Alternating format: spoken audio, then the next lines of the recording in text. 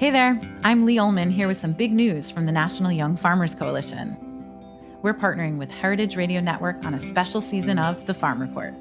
It's all about what's happening with the Farm Bill and how it impacts farmers and eaters. I am growing diversified vegetables on land that's been in our family for 150 years. And so with the pandemic, gentrification, property values going up, we had to sell the land and we lost it. Join us as we uncover the untold stories behind this massive piece of legislation that shapes how we grow our food, what we eat, and so much more. The problems we have had, those are things that come from earlier Farm Bill and USDA policy, right? Like Earl Butz, get big or get out. You know, it's my responsibility to know not only what I'm eating, but then like how that all came to be. And realize like, wow, like this piece of legislation, all this money, like it's technically something that I support as a taxpayer.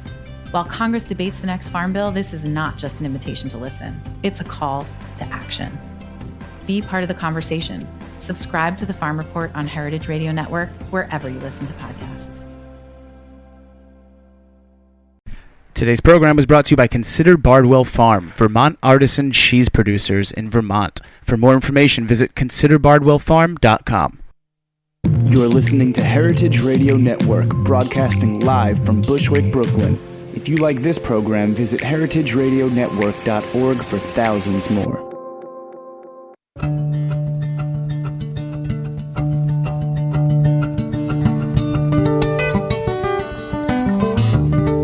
Well, hello and welcome to Chef's Story. I'm Dorothy Cann Hamilton of the International Culinary Center, and today we've got a great show for you.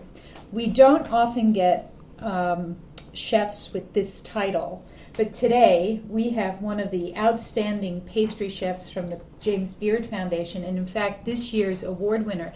And if you don't know what that means, there's only one pastry chef in America chosen every year as the outstanding pastry chef.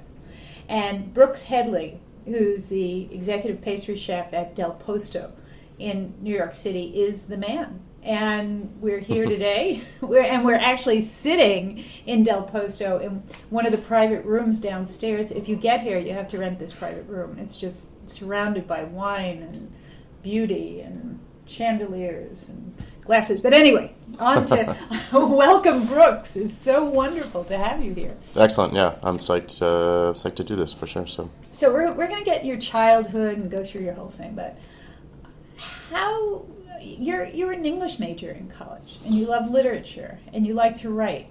Yeah. And pastry is so visual and visceral. How do the two work together in that fantastic brain of yours? Honestly, like when.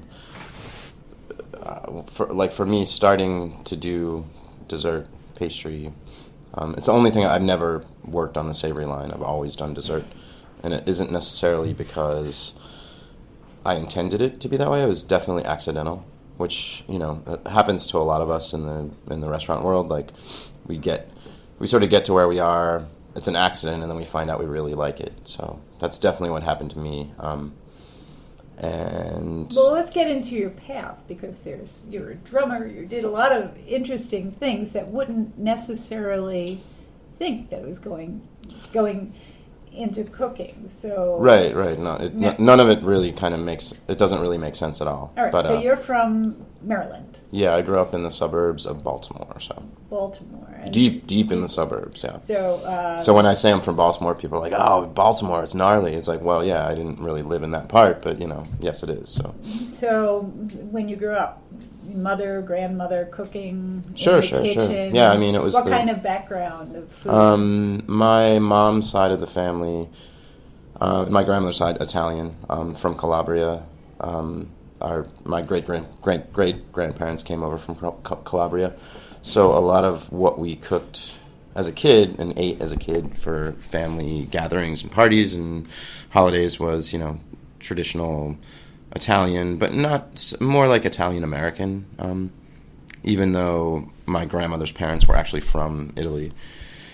So that's the style that I've always known my whole life, and that's the food that I've always known. And then, interestingly enough, I've pretty much only ever worked in Italian restaurants or almost Italian restaurants. I've never ever worked in a French restaurant. I worked at a Ritz-Carlton for, I don't know, 6 months. And that was it. Other than that, it's always been under an Italian sort of framework of looking at food. And because that's what I had growing up, it always just made sense. So, what kind of student were you when you went to school? I was a super nerd. I even though like when I was even in high school, I was in a band, and that was the first bands that I was in. I was still, I think I got like perfect attendance award like as a senior in high school. Like I never missed a single day. Got really good grades. But at the same time, I was in, my obsession was just like really crazy punk rock, and that's what we did. My friends and I, that's what we did when we weren't like doing homework or whatever. So What were your favorites? Was English your favorite subject? Yeah, writing. I mean, even math today, like completely freaks me out. I had chicken pox the last 2 weeks of second grade, which I guess was when you really learn how to subtract correctly. Right. And I missed that because I had the chicken pox. So I still can't subtract. I'm terrible, absolutely terrible at subtracting, like zeros and carrying and all that stuff. Like, which is funny because now that officially my career is a pastry chef, there's numbers everywhere. But that's not really why I like making desserts or cooking in general. The numbers part, the technical part, the scientific part. For a lot of pastry chefs, that is what they kind of really get off on, is that very scientific, very technical, very precise manner of doing things. Let's take that a step further. A lot of savory chefs that I know say pastry chefs are very different than savory chefs. They're very... in fact, at the school, we used to give a test called the predictive index. We gave it to our deans, to see what they were like. And a pastry chef is more analytical, more structured, prepares in advance a lot more. Is a quieter. If you go in the pastry kitchen, it's people can work almost alone without the super teamwork of a on the line, put it that way. And so there's that difference. Like once you measure out the cake and put it in the oven, it's done. If you didn't measure right, you've got an issue. Whereas on the line, you can add a little salt. It's like you're cooking sort of from the hip, Yeah. I mean, not entirely, because there are sort of structured recipes that you're working with and it's all about repetition when you're working on the line. When you've made the spaghetti with crab a million times, it becomes second nature, even though you're not necessarily like using a scale to weigh out those things in the middle of service, So yeah, dessert and pastry, of course, there is that part where you are scaling things out and then baking them. For me, though, I like to really instill this in all of my staff that comes to work here, is to not think of dessert as different than savory food, because to me it's all the same. Like it's all food. It needs to be seasoned. Desserts that are lacking in salt. Not that I'm saying desserts have to be like salted pistachio or salted caramel or salted this or salted chocolate or whatever, but salt is just hugely important in seasoning anything. It just makes food taste sharper, and it drives me completely bonkers if I eat a dessert or go to a restaurant and there's something with no salt in it. Are you a Malden salt pan? Sure, yeah. I mean, yeah. Do you have favorite salts? Or yeah, I mean, there's that place, the Meadow. It's on Hudson Street, down the street, and it's pretty awesome because they only sell really expensive chocolate and like a million different kinds of salt. So it's just fun to go in there and like try a bunch of stuff. So getting back to your formative years, let's put it that way. Sure. Yeah. So is your brain, do you think, analytical? Did you do your homework? Were you prepared? I mean, does it fit this, I don't want to say stereotype of a pastry chef, but the preparedness and measuring. The preparedness, and I think especially like the music part, I've always been a drummer, and I've only ever played drums. I've never played any other instrument. And part of like being in a band and creating songs is kind of like mise en place. It's like being totally prepared. So you write the song, you get all the parts, you have a bunch of different people working on it, or 3 to 4 people or whatever. You have your bass, your guitar, your drums, your singing. And I'm not talking about this. I mean, this is like pretty grassroots, punk rock band. Like we're talking about a 2-minute long song or less, And so it's all about getting that ready and getting it set and then practicing. And it early in my life, that was always in like my mom's basement. So, because I was a drummer, we always had to practice at my house because you can't move the drums, So, but then it's like practicing it and rehearsing it and getting it so it's tight, and then getting your set, and then actually getting to play a show, which is the most exciting thing. The biggest rush in the world is getting to like play music for other people. And it's kind of in a way that's it's like cooking, because especially I guess sort of dessert, because you're getting everything ready for like at the beginning of the day. Like you're getting all your stuff together. You're making sure all the different parts click, and then lunch service starts or dinner service starts, and that then you have all your stuff, and you're getting to then perform for the audience. The audience being the guest that comes in, that's paying money to sit in this dining room upstairs for the next hour and a half, 2 hours. And, basically just hang out. And we're here, our job is hospitality. So, I mean, I don't like to think of it as like the chef is the god, or I'm able to do things that you aren't able to do, and all this like craziness that you hear a lot. It's really just about hospitality. So when the guest comes in, it's our job to make sure that they get an experience that blows them away, especially, at a restaurant like this where expectation levels are extremely high for the guests to come in. So it's up to me and all my cooks and sous chefs to make sure that we have our act together, that we're rehearsed, that we're practiced, and that. But at the same time, it can't come across as being contrived or over rehearsed. It has to be very natural and organic, So what drew you to the drums, and at what age? It's weird. A lot of the things that I've done in my life have been accidents, and that I almost I'm not a very religious person at all, but certain things, music and food, oftentimes I feel like I'm compelled by this higher force, and I don't really know what that is. But I think I was in 4th grade, and it was band class or whatever that we just started, and all I knew is that I went home that day. And I went up to my mom and I said, hey, you have to sign this permission slip because I want to play drums. Like, I want to play drums in the band. And she was like, okay. She's like, hey, you never really mentioned anything about playing drums before. But I think I was almost like quiet and robotic in this way, where I was like, well, yeah, that's just what I'm going to do. And I remember being the first person in line to make sure that, because there were only going to be 5 people that were going to be allowed to play drums, that I was one of those 5 people. So, I mean... Had you listened to songs and related to the drums? Did you no idolize Ringo Starr? No, not at all. It was just, I was like, I'm gonna play drums, like I said, in almost like this robotic way. And then it was this thing where instantly I loved it. And did you have a good teacher?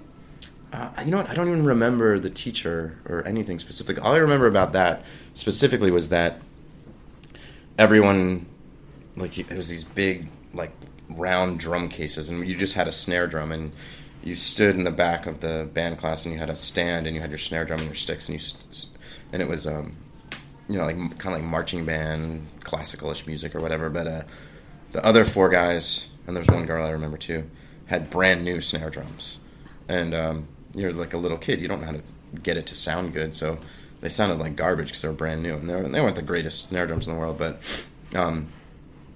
My mom and I, we weren't obviously the most wealthy people in the world, so we ended up, she bought a used one, but my used one was all broken in, and it sounded way better than the other one. So it was like, it was cool because mine didn't look that great, but it sounded way better too, which is definitely cool. That teaches you something, doesn't it? Sure. Especially at that age. Yeah, no, definitely.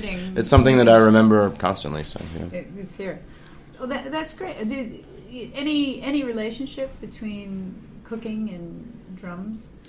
I mean, I of course see it constantly. A lot of times it's, if I try to explain it, like, to sort of the layperson or whatever that doesn't understand both things perfectly, it sort of goes over their head or it gets kind of lost. But for me, it makes perfect sense because, and as I was describing before, like, if you're in a band and you're writing songs, like, they don't exist. You're making them up. But at the same time, I'm not talking about being the most original person in the world at all, because I like to think that a lot of my cooking is stuff that I've seen other people do and kind of reinterpreted and sort of repackaged, and I don't see that as a bad thing at all. And same thing with any band I've ever been in, was sort of very inspired by other music or other bands that I loved, you know. So, but You're it's talking about the drums in particular. True. Cooking. Well, because also, like, especially for dessert, like, you know, a cake or a cookie or whatever, it doesn't really exist until you make it. So you have your flour and your eggs and your butter and your sugar, or any variation of those things, and you can make a bunch of different things with that. And it's always felt to me just kind of like crafting a song, like a really short 1 minute long song, because it neither exists before you put them together and then bake it or play it. Does it exist after you eat it? True. Yeah. I mean, yeah. Very existential. Yeah. I didn't mean to get that pretentious with it. I thought it was being the opposite of that. So. No. I'm only. It's an but interesting it's true, because also, like, and that's another thing when you hear a lot about chefs talking about how they're artists, or they, you know, they're crafting this beautiful art, you know. But in the end, you know, it's just it's food. You eat it and then it's gone. And I really like that. Like I like spending so much time getting a plate together and then spending that last 20 seconds putting it on the plate and pushing it out, and then knowing that it only has to be beautiful for 15 seconds before, as soon as you put your fork into it, it's gone. It's a mess. Yeah. And then once it's gone, or, I mean, I really like seeing plates come back into the kitchen that maybe, like, a person ate a certain point of it, and then the ice cream, there's like a little nub that they just started talking and they just kind of forgot about that part, and then it just melts into this like crazy pattern on the plate. Like, I love that. Like a lot of chefs like sort of demand to see like VIPs plates when they come back in the kitchen. Like, I want to see if they ate it all or whatever, and they want to see like a plate that's completely clean or like scraped clean, and of course that sort of like pumps up your ego when you see that, especially in a situation like this where they're long tasting menus or where there's just tons of food going out, you know. But I like to see like these like crazy patterns on the plate, like where maybe, and this goes back to the hospitality thing, like maybe their meal isn't so much about the food, it's more about their conversation and their interaction. And that's the great thing about a restaurant, is it's 2 people or 3 people or 4 people or however many people sitting down, eating, drinking, and talking. And for the most part, like, that's it. I mean, these days, you know, everyone's got like a cell phone or whatever that they're on, but that's sort of that's the lure of the restaurant is the hospitality thing, especially in New York, because everyone, you know, has small apartments, and they come to restaurants to, like, you know, this is our equivalent of pubs in England. Yeah, right. Totally, you know. So okay, we're going to take a break here, and we'll be coming right back. You're listening to Chef Story, and today we're talking with Brooks Headley.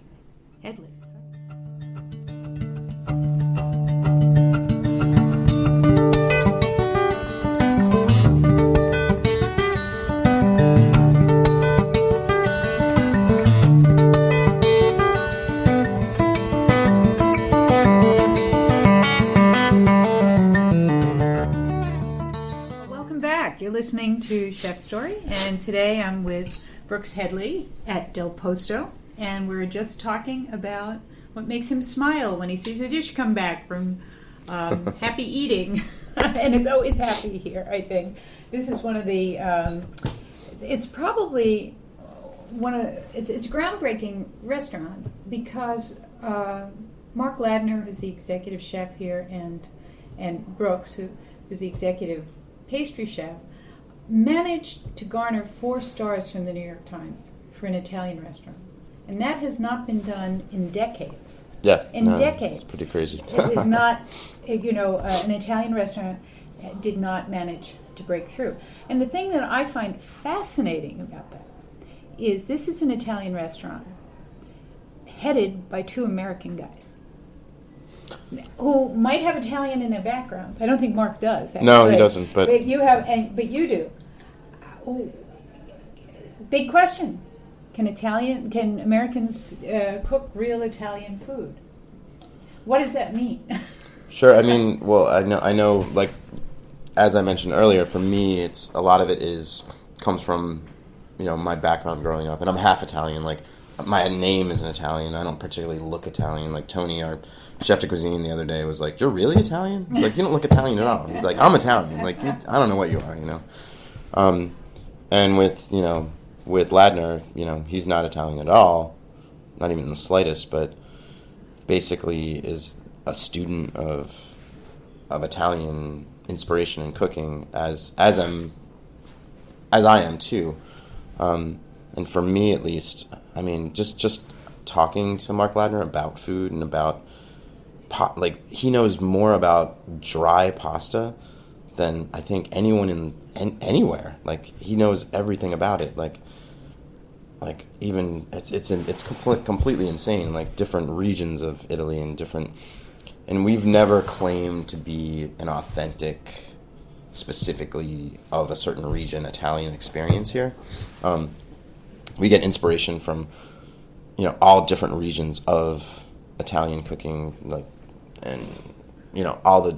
because Italy itself is so big, and, the food of Friuli and the food of, say, Liguria compared to Basilicata or Calabria is completely different, or Sicily, So we take cues and inspirations from everywhere, including, New York City, which we consider like the other 21st right state. yeah exactly. Because obviously the Italian American cuisine and experience is something very specific too, and that because we are a restaurant in Manhattan in 2013, we take all our cues from all the different places. So a lot of especially the desserts here, you're not necessarily going to see them specifically on a restaurant menu in Italy, but it's our interpretation of it. Give me an example of that. Like for me, it's using Italian products and using Italian inspiration to create a dish, while not necessarily like, I don't know. It's sort of a hard thing to sort of verbalize, but it makes perfect sense to me in my head, and it makes perfect sense to Ladner. And we make sure that everything here feels really Italian, and that's the thing about that too. Is like when Lydia's here, she's also a wealth of information for making sure that we kind of stay on track, So, and she's great because we'll have some new dishes and we'll let her taste them, and then she'll know exactly what we need to tweak to get it to be, authentic, or like I was saying, our version of Italian food too. So, it's a really cool thing. Like, and I mean, at least work-wise, as I mentioned, like I've only really worked in Italian places or places that were almost Italian.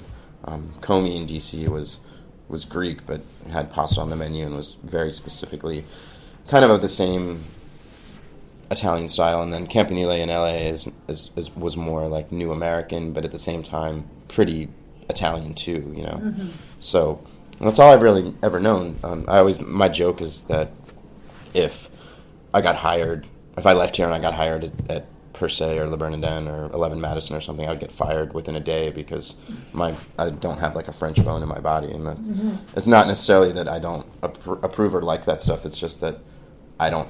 Are the techniques so different between your desserts and what you would find in a traditional French pastry? I think so, yeah, and because a lot of it, and because I never went to culinary school, and because I basically learned on the job from other chefs that I worked for, other pastry chefs that I worked for, and then just from reading. Mm-hmm. When I first started, I would, I would work production, I would work service in DC at this restaurant Galileo, and then whenever I wasn't at work, I would be there was a Borders down the street on L Street in DC. I would sit on the floor of the Borders and just read cookbooks like over and over and over again, because it was all a very new thing for me.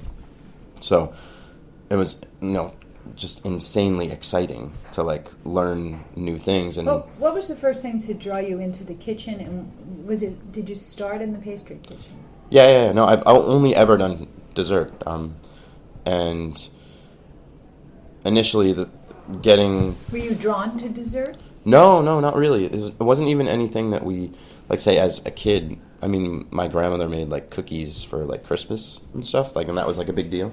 But other than that, dessert wasn't really like a huge part of my life growing up. And then, like, later on, when I was in my 20s and I was in a band, I mean, we would actually cook on tour, which no one ever believes me when I tell people this, because they're like, you're in a punk band, you're on tour, you're just like drinking and doing drugs and stuff like that. And I mean, we didn't do any of that stuff, and we actually carried a milk crate around in the van that had a couple of saute pans and a bottle of olive oil and a thing of pepper. And because we didn't stay at hotels, we stayed at people's houses. I see. Yeah. Or I mean, we stayed at whatever kid set up the show in North Dakota, mm-hmm. or Wisconsin. Like, we'd end up staying at his house. So you were pretty successful. You could make a living off of it. Oh no, we never. No. We never made any money. I mean, we made just enough money to like get to the next place, and then always had a straight job, all of us. So it's the kind of thing where as soon as we would get back from tour, I always worked at like Kinko's, like copy shops. That's right. You were file clerk for the AFL-CIO? Yeah. No, I did that. I only did that for like 2 weeks. Oh, okay. That was right before I started working in the kitchen. That's something you kind of pick up on. And the outstanding pastry chef for James Beard is an AFL-CIO file clerk at one time. Yeah, no, that was a job I had for 2 weeks. I had just graduated from the University of Maryland after I'd started college, and then I decided I was just going to be in a band for a while, so I did that. And then went back and finished school, but was also in a band at the same time too. Then was out of school, that band broke up, and all of a sudden I was 27 and there's nothing to do. I mean, granted, I just graduated from college, so I had to get a job. So, and in DC at the time, I had a degree in rhetoric and writing. Wow. But, entry-level job like that, working in Washington, D.C., you're going to, like, I was a file clerk at the AFL-CIO, so, and it was horrible. It was boring. Like, I had to wear a tie, except when there was, like, casual Fridays. It was just horrible.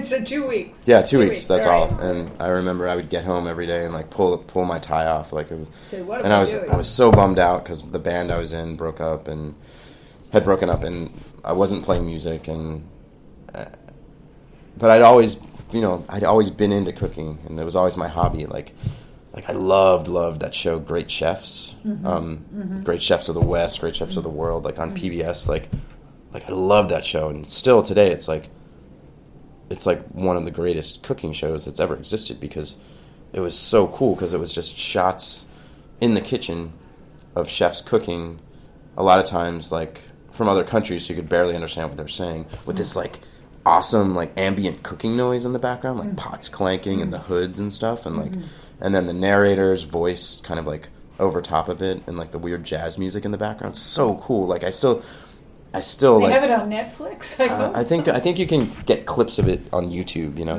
but like I love stuff like that. And so how did you wind up in Roberto Donna's kitchen? Well, because I had this file clerk job, and I remember coming home one day and pulled my tie off, and my ex-girlfriend at the time, she knew that I loved cooking, and she had found an ad in the DC city paper. It was 1999, so this is like pre-email, and all it said was pastry assistant wanted, and then a phone number, which was a fax number. And I think she'd gotten sick of me complaining about this office job, that I was like, I hate this, it sucks, terrible, blah blah. So she I remember she had this old Apple computer, and it was 1999, so it wasn't really that long ago, but her computer was like... A box? Yeah, it was a couple years even before that, so it was this crazy box, and she had, like, typed up, like, half of a cover letter for me to send, and was like, look, I wrote this half, you finish it, and you send it, and just get a job cooking. So that's what you want to do anyway, like, we all know that. So... I was sort of outraged. I was still outraged from wearing the tie, and I was just ready to scrap. So I think I was like, well, you can't tell me what to do. Like, so almost just to spite her, I finished the letter because I could. I mean, I had an English degree at that point. So, and then remember, I was living in D.C. and walked up to there was a drugstore on Mount Pleasant Street that had a fax service. So I remember I faxed it off to the number, and that's.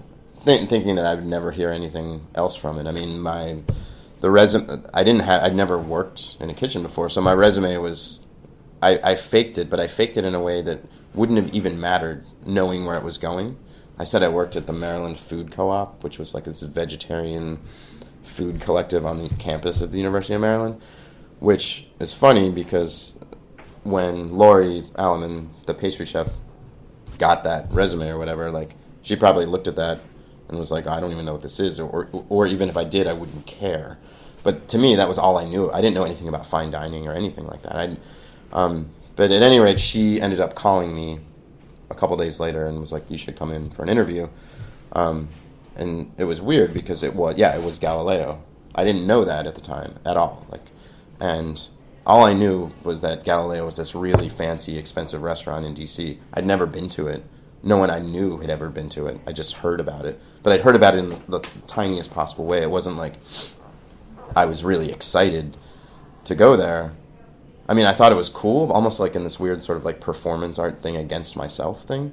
Because I was like, wow, this is sort of a fancy restaurant. And like, I was like, what if I actually got a job working in the kitchen? That'd be ridiculous because I don't know how to do anything, So she called me in for an interview and actually showed up. And I wore a suit because I just graduated from college, and I was told you go to job interview in a suit. I showed up. I was wearing a suit, and I had like a Manila envelope with a printed out version of the resume that she already had. So she must have been impressed. Well, I think she was really freaked out because she. I remember she sat me down in kind of like a room like this, like a private room, and it was a Saturday afternoon, and her apron was kind of like splattered with sauces and stuff. And she was probably on her like third or fourth cup of coffee for the day and was like, she needed to get out of there. So she was very animated, and something that I learned to love about her later, of course. But basically did everything she possibly could to try to not get me to not take the job because I'm a square. I walk in in a suit. Like, who does that to get a job in a kitchen? And she's like, look, you're not gonna make any money. You're never gonna see your friends. It was like just going on and on about all this stuff, and like. Then it was like, all right, well, and I wasn't like letting up. I think she thought I was going to be like, oh, well, that sounds terrible, and I would walk out.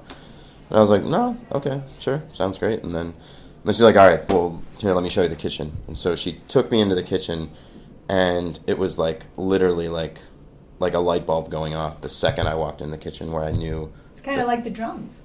Exactly, yeah. It's like I said, and it was not intentional. I was just trying to like. I wrote the letter to sort of spite my ex-girlfriend. Like, it wasn't necessarily because I really wanted to work in the kitchen, so. But literally, I walked in the door of the kitchen, and it was amazing. What do you remember? What was the thing that jumped out? I just remember that it's just the smells, and the smells of like a really good kitchen are the best thing in the world. And it's weird because I've worked in hotels too, and hotels don't smell good. The kitchens. In a restaurant kitchen, like a really ambitious, beautiful restaurant kitchen, even the like most gnarly things smell good. If like someone with like a thing of tripe, like tripe doesn't smell good, but in a restaurant kitchen, somehow it just has this intoxicating, beautiful smell. It's crazy. And like I remember the kitchen at Galileo. I mean, at the time, it was definitely the best Italian restaurant in DC, if not the best, one of the best restaurants itself in DC. Mm-hmm. So it was just the smells just hit me, and I was like, "What? This is insane," So, and then she took me back to the pastry kitchen, which was like this little nook in the back. And I remember she had like a rack with a bunch of stuff that she'd been working on for the day. So there was caramelized hazelnuts, just sugar and hazelnuts pretty much, like laid out on a sill pad, and I'm sure she was going to crumble it up and use it for something. And I remember she tore off a chunk and like kind of like shoved it into my mouth, and it was really sharp, and I think it might even still been just slightly warm, so it was just made. But I'd never seen or tasted anything like that, and it was just like my mind was just instantly blown. And she's like, "So, you want the job?" And I was like, "Sure, I'll start whenever. Like, I'll start tomorrow." And I think I did. I started the next day. Well, what was the first thing she had to do? Peel apples. How many apples? I peeled tons and tons of apples, like, over and over again. So the point where I remember where, like, my 2 fingers here were, like, split open from, like, all the citric acid. Yeah. And then it was kind of gross. Like, I actually had, like, my friends were like, what are they doing to you at this restaurant? And I was like, I just peel apples, But it was awesome too, because like, I didn't understand the idea of like moving fast or like all that. I got all of that from working there, but I came into the situation like I didn't know anything about restaurants, period. I didn't know anything about the culture of restaurants. I didn't know anything about like working in an ambitious restaurant or food related thing, period, ever. So every day was like my mind was getting blown, like with all these new things I was learning constantly, and then I was reading cookbooks, and I would go home.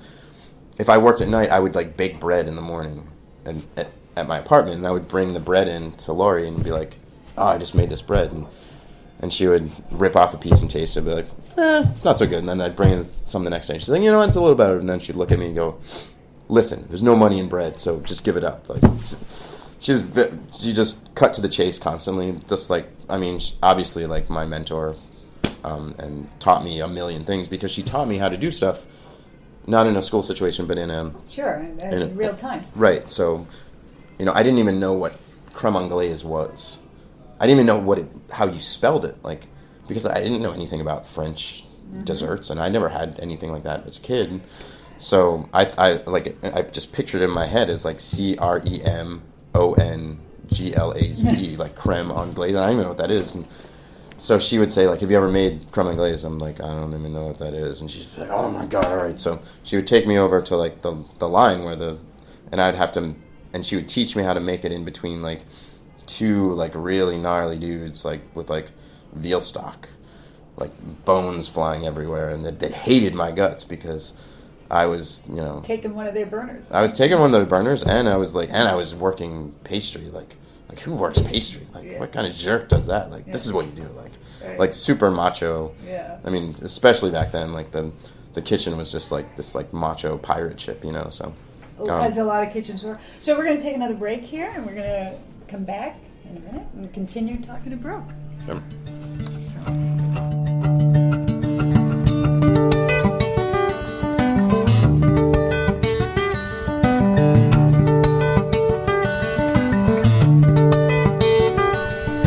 Welcome back. You're listening to Chef's Story, and I'm Dorothy Cann Hamilton, and today my guest is the executive pastry chef of Del Posto restaurant, Brooks Headley. And we were just talking about his early years as an apprentice pastry cook. I want to get into your philosophy now. You've got an amazing kitchen. We just walked through it. It's the best. It's untouchable. It's so big. It's fully equipped. You have how many in the pastry department working? I think right now I have 8 people. I have a AM sous chef, a PM sous chef, and then 6 cooks. So how many covers a day do you do? How many pieces do you actually put out with that many? That kind of team? The covers, the amount of covers, like, it fluctuates. Like, it's the week after 4th of July, so we're a little slower.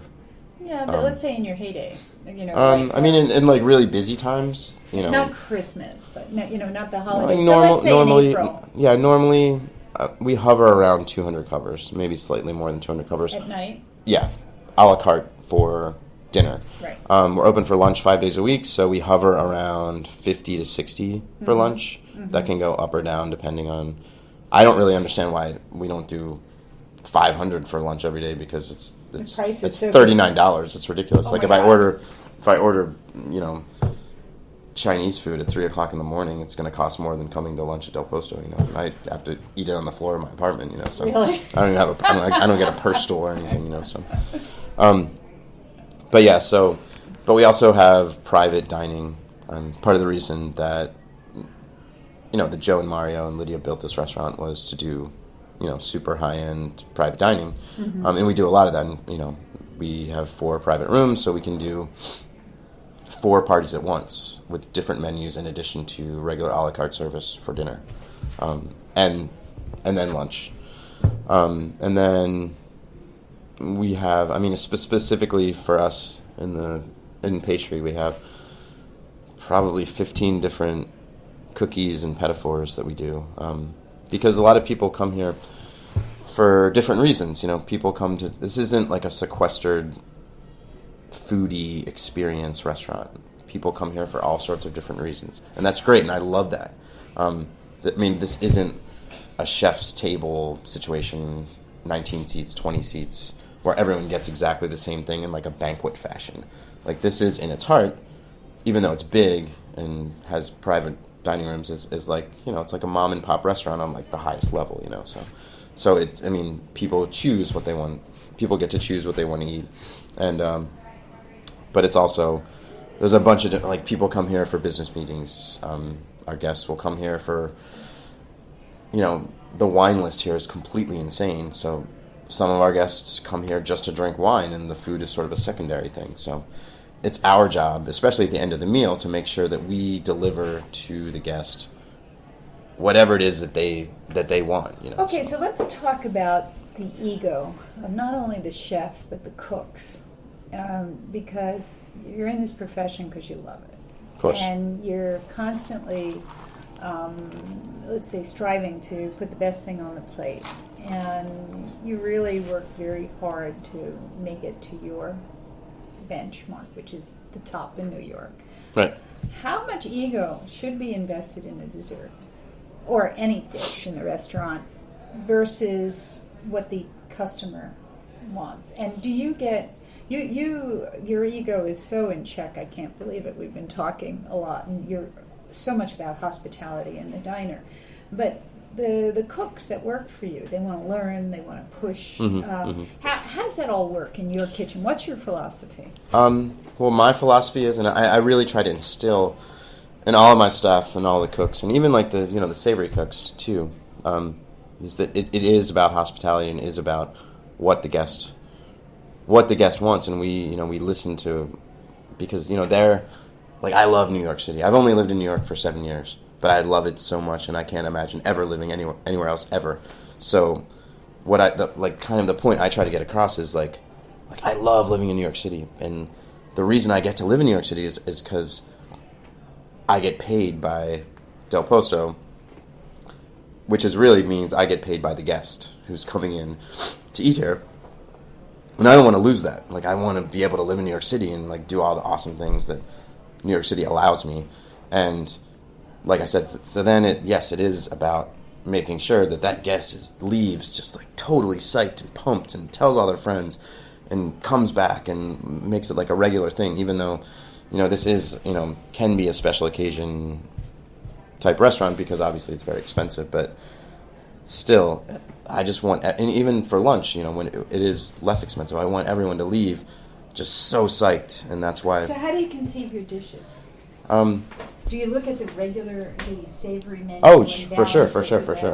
How close do you collaborate with Mark? Oh, constantly. In fact, it's funny. We a lot of times I'll come up with a component, and then he'll be poking his head in the back, and he'll kind of look at it, and then the next thing I know, he's got, say, the antipasti sous chef, stealing that component and then using it on an antipasti dish. And then it's sort of like a playful one-upmanship kind of thing. So then I'll poke my head around and I'll find something, and then I'll steal that and I'll use it on a dessert. So, and then a lot of times there'll be a clash where we can't actually use the same thing in the same menu. So then I'll have to wait. Obviously he's the chef, so he gets first choice. When he runs it out on using something, then I'll bring it back and use it on something else. So, but for me and for Ladner specifically, our whole thing is that the meal should be this seamless experience, where how you start and how you end should feel like it came from the same mind.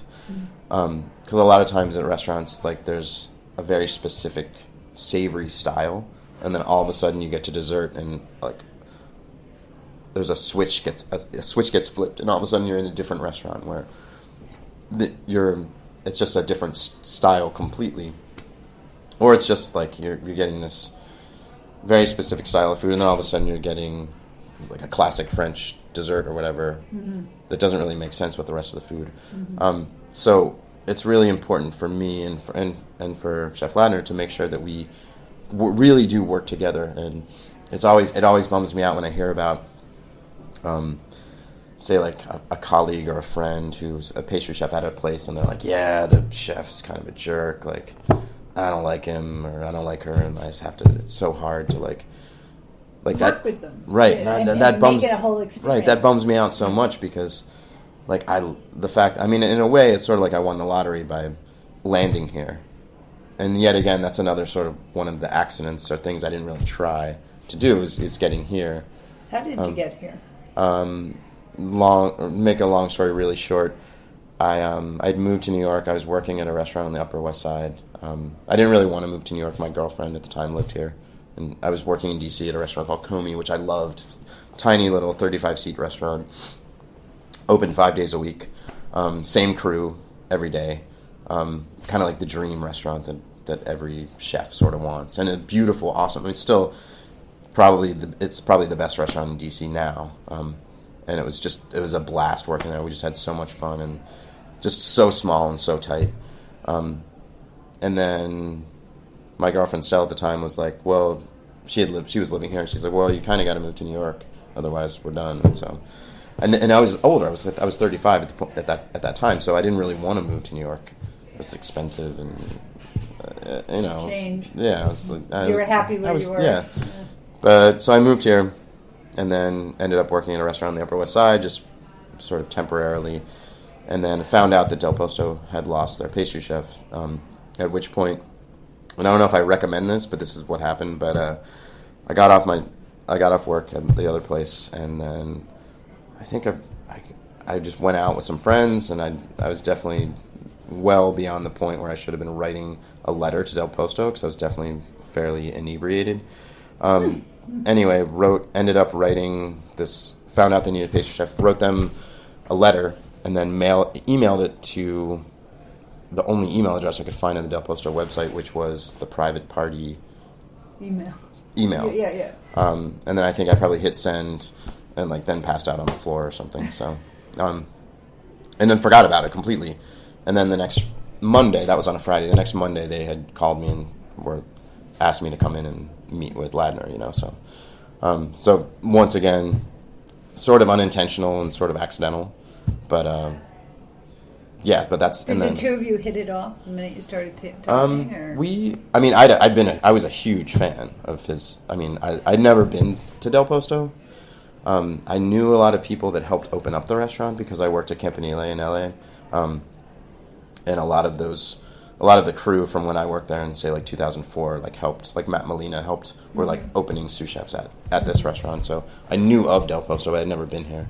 But I loved Lupa. Was, even though I just moved to New York, before I lived in New York, Lupa was, the promised land. It was the greatest, it was the best, I still love Lupa. I mean, my favorite thing in the world is to go to Lupa, sit at the bar, have a glass of wine, have a bowl of cacio e pepe, and it's just the best, so I obviously was hugely excited to work, or even the prospect of working with Ladner here, because I was such a fan. Because Ladner was known as the muse of. Oh my God! He was of course the one who made it. Yeah. Which is funny too, because I remember when I had to do my first tasting here, which was a 7-course dessert tasting it was a cheese course and a bunch of different courses that was my my tryout to try to get the job, and it was funny because I was so excited, and Mario's going to kill me for saying this, but I was so excited about working with Ladner that I forgot that Mario Batali had anything to do with the restaurant. He's totally going to kill me for this.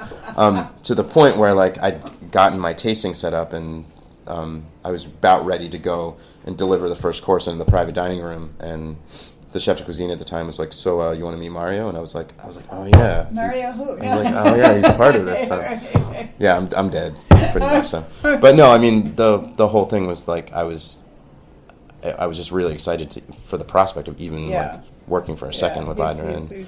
And all right, well, we're kind of running out of time, and for a lot of people listening to this, we have what I'm told is 1 million unique listeners listen in on I don't know this particular show, but on the radio network every month, and over 200 countries, and so there are a lot of people who haven't tasted any of your desserts, and I'm sure they're sort of saying, well, tell them, describe 2 dishes, one of your choice. But I want you to describe, we just walked through the kitchens and we went into one of the walk-ins and there was a tray of green strawberries. And I said, what do you do with these? This is so classic Brooke Headley. So I want you to describe what you do with the green strawberries, and then tell us about another dessert you do that you think is representative of your style. Well, the thing with the green strawberries is, like, as I was saying before, like, I don't consider myself to be the most groundbreaking, original pastry chef or whatever, but I think I take things from different areas and kind of like put them back together, and like that's what I love to do, and that's what I love to do with music and with food too. So the green strawberries thing, I found out about it through stuff that was happening at Noma, where in Copenhagen, where they're taking green strawberries and pickling them, which is just so cool, So basically for the dish that we use those for, and I think it's the last ones we can get this year.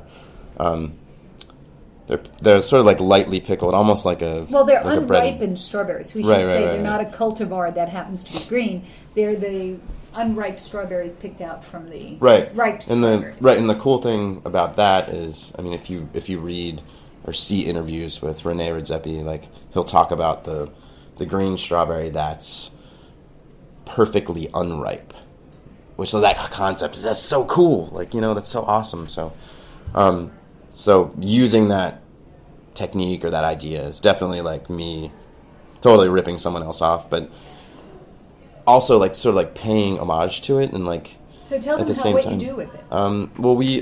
They're lightly pickled, almost like a bread and butter pickle, and then when they go on the plate, we shake them in a citrus sugar, so it's orange zest or tangerine zest and granulated sugar at the last minute. So when they're on the plate, the sugar isn't melted, so you actually get some of that crunch from the granulated sugar, which is something that, like, I guess if you're going to cooking school or whatever, they would tell you, no, don't ever do that, because that's wrong. You're not supposed to taste the crunch of the sugar, like if you put sugar in like iced tea and mix it up, like it's like having sand in your shoes. Yeah, I kind of like that. Like if you get like a thing of simple syrup to put in your iced tea so it's perfectly smooth, like I kind of like the little grit, like being able to see it or whatever. So that's sort of the inspiration for having that on the strawberries. But the rest of the dish is it's a fennel cake, so it's sautéed fennel that's sort of incorporated into a kind of like a pistachio cake,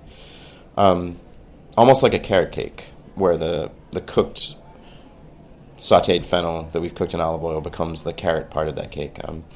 And then we serve that with a mint gelato, where we're using chocolate mint. So we're getting it from the green market now. It's beautiful stuff. And we use bags and bags and bags of this stuff to just get a couple bain maries of the gelato, and it's super green. My sous chef Kim has figured out this way to make it's totally genius to make this like bright green, perfect gelato base using, say, like mint or basil or tarragon or any sort of green herb, and it's they're so green. A lot of times we'll have multiple different versions at the same time, and I won't even be able to tell them apart because they're just like violently green, But in this case, it's mint. So you have the mint gelato, the fennel cake. We do some candied fennel, the green strawberries that are dredged in the citrus sugar.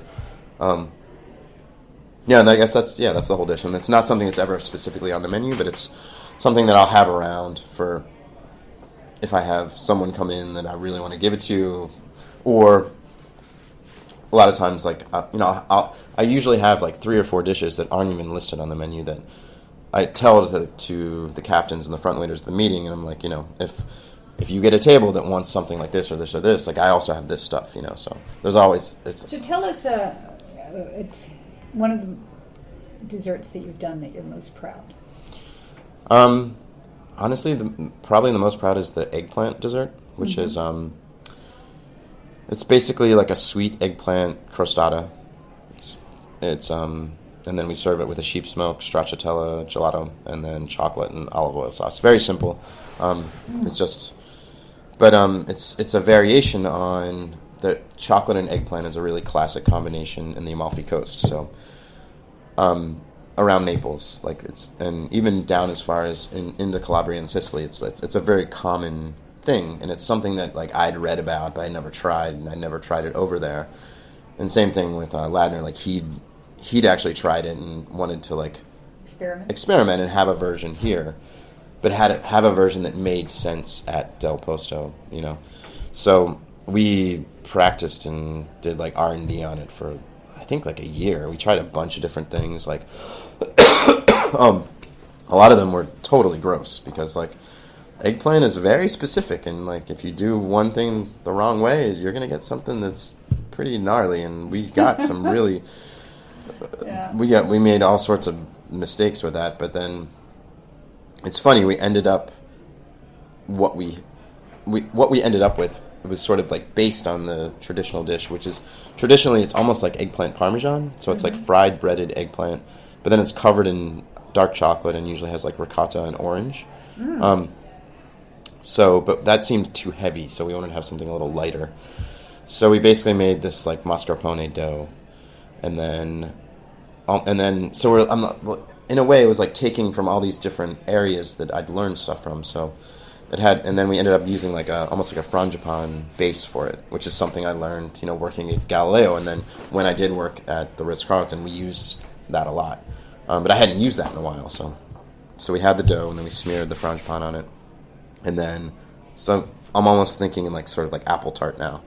But then, so we started layering eggplant on that and baking it, but it was cooking weird because the eggplant was raw, and we were trying to figure out what to do. And then we ended up basically getting a George Foreman grill, the Really? lean mean reducing grilling machine or whatever. And then we took the eggplant and we tossed in olive oil and salt, and then we grilled it in the George Foreman grill, of course, because that's what you use when you work at a 4-star restaurant in Manhattan. You use infomercial products, but it came out great, and we sort of par cooked it, and then layered it on the crust on top of the frangipane with, a little bit more olive oil and some honey and some raw sugar and a little bit of butter. So at that point, I'm thinking the first apple tart that I made when I worked at Galileo, but slightly mutated. And it came out awesome. And then I really, really wanted it to look almost like a tarte tatin, really glossy. But I didn't want to have it be cloyingly sweet, and I didn't want to bake it upside down. So we figured out a way to basically take vinegar and honey and make a glaze. So it's almost equal parts vinegar and honey, so it's pretty tart. Wow, the complexity and the flavor with that. And then what we would do is, and what we still do now, because it's still something we have around, is it comes out of the oven, and then we brush it with that, so it gives it this instant glaze. I call it fake tarte tatin, so. But it's also got a tartness to it, and then the eggplant is like a sponge. So at this point, the eggplant has soaked up vinegar and honey, salt, and olive oil. And it's really delicious. And then we serve it with the gelato, which is a ricotta gelato. So then going back to the original dish, there's ricotta in the dish, so. And then we sauce it at the table with a chocolate and olive oil sauce, which isn't like a traditional pastry chef chocolate sauce. It's really just chocolate and olive oil and salt with no recipe, just to taste. So you taste the olive oil thins out the sauce, usually a chocolate, and then enough salt to give it some kick, And then that's the sauce for the plate. So it's almost ridiculously simple in its appearance, because it's just a bunch of slices of eggplant on this torn piece of crust with a scoop of ice cream and some sauce on it. But I'm really proud of it because we went through all these different phases of trying to figure it out, and it sort of adheres to this traditional Italian thing, but at the same time shows that we were, like definitely thinking in another direction to sort of take it in another direction. And we figured it out, and I remember it was great because I fed it to the sous chefs and they liked it. I fed it to Ladner and he loved it. And then Mario was here one day, and Ladner was like really excited. He was like, yeah, come on, Brooks figured out the eggplant thing, you gotta try it. And he was like, yeah, I don't know. I mean, I've had the real thing in Italy, and I'm really not into it. Like, can you make me some Zeppelins or something, So, but we fed it. We made it for him, and he thought it was great too. So then it was like, all right, we got it. So we actually put it on the tasting menu that we had at that time. That became the dessert on the tasting menu. So, and that's what we sold the most of. And so hundreds and hundreds and hundreds of these went out for that. I guess it was on the tasting menu for like almost a year or whatever. And I think one person didn't like it, or sent it back. And it was weird because it was risky to put an eggplant and chocolate dessert at the end of like a tasting menu at a restaurant. I mean, that isn't where the guests and the perception isn't necessarily that this is like an avant-garde crazy restaurant, Right. But, and that's something that like I try to get across to my staff, and then I try to get across in the food that we make here, is that a lot of times, even if it seems weird or slightly off, it's really just, in the end, a comforting dish. That you want to come back for more. Right, exactly. So, and that's... Well, I there want you to go. come back for more. We've run out of time. Oh, okay. So even your interview is like that. So this has just really been an honor and a pleasure. Great. Thanks for taking the time. Yeah, thanks for stopping by. And I want to thank our producers, Jack Inslee and Robin Cohen. And this is Dorothy Cann Hamilton, and you've been listening to Chef's Story with Brooke Headley. Why? I'm sorry. It's all right. It's all right. No problem. We'll see you next time. Thanks for listening to this program on heritageradionetwork.org. You can find all of our archived programs on our website or as podcasts in the iTunes Store by searching Heritage Radio Network. You can like us on Facebook and follow us on Twitter at @heritage_radio. You can email us questions at any time at info@heritageradionetwork.org. Heritage Radio Network is a non-profit organization. To donate and become a member, visit our website today.